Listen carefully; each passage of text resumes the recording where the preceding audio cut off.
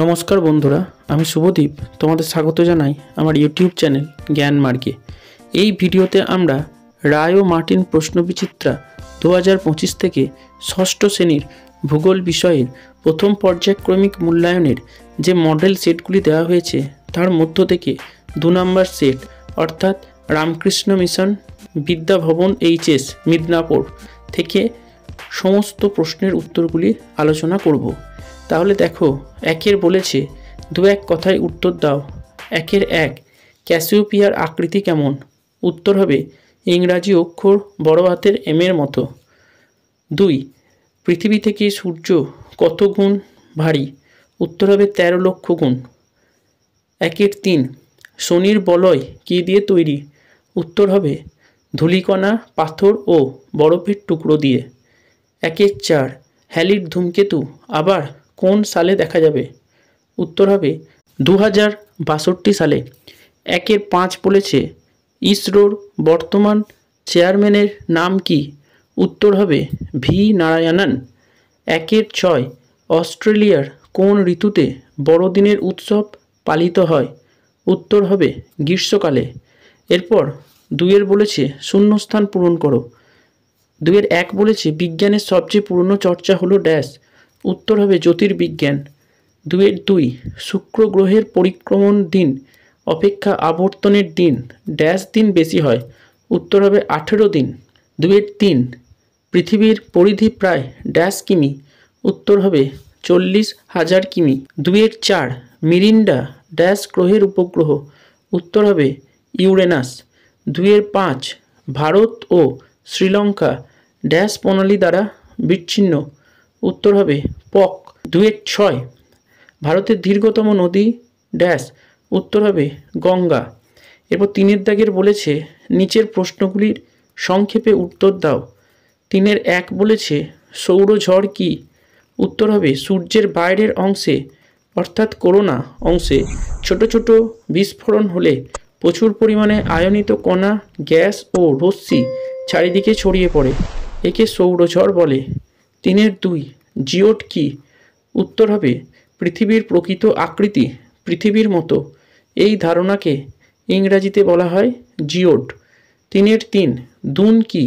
উত্তর হবে শিবালিক হিমালয়ের অন্তর্গত সংকীর্ণ ও দীর্ঘ উপত্যকাগুলিকে দুন বলে, যেমন দেরাদুন।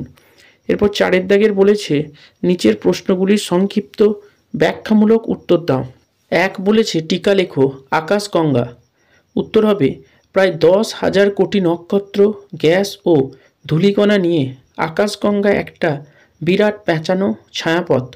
এই ছায়াপথটি প্রায় 1 লক্ষ বর্ষ বিস্তৃত। এই ছায়াপথটির কেন্দ্রে একটি বিশাল আকৃতির কৃষ্ণ গহ্বর আছে। রাতের আকাশে খালি চোখে দুধের মতো হালকা সাদা রঙের আলো রেখা দেখা যায়, সেটি হলো আকাশগঙ্গা ছায়াপথ। আমরা রাতের আকাশে যত তারা দেখি সেগুলি এই ছায়াপথেরই অন্তর্গত। এরপর 4-2 বলেছে পৃথিবী কি গোল? এর সমর্থনে একটি যুক্তি দাও। উত্তর হবে হ্যাঁ, পৃথিবীর আকৃতি গোলাকার।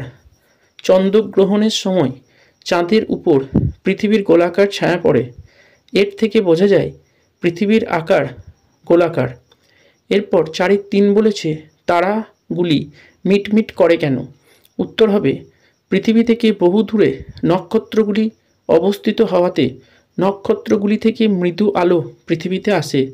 তবে পৃথিবীর চারিদিকে বায়ুমণ্ডল পরিবেষ্টিত থাকার কারণে বায়ুস্তরগুলির মধ্য দিয়ে আলো আসার সময় আলোর গতিপথ বারংবার সামান্য পাল্টে যায়।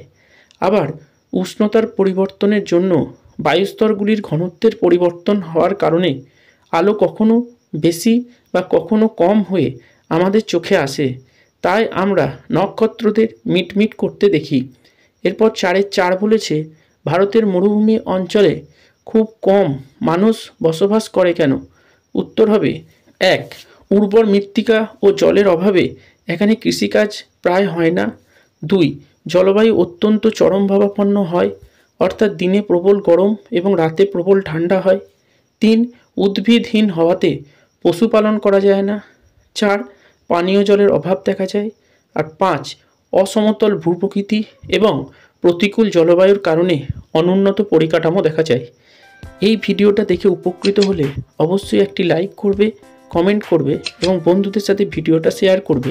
আর চ্যানেলটি নতুন দেখলে অবশ্যই সাবস্ক্রাইব করে পাশে থাকা বেল আইকনটি প্রেস করে দেবে, যাতে পরের ভিডিও নোটিফিকেশান তোমরা সকলের আগে পেতে পারো। ভিডিওটা সম্পূর্ণ দেখার জন্য ধন্যবাদ।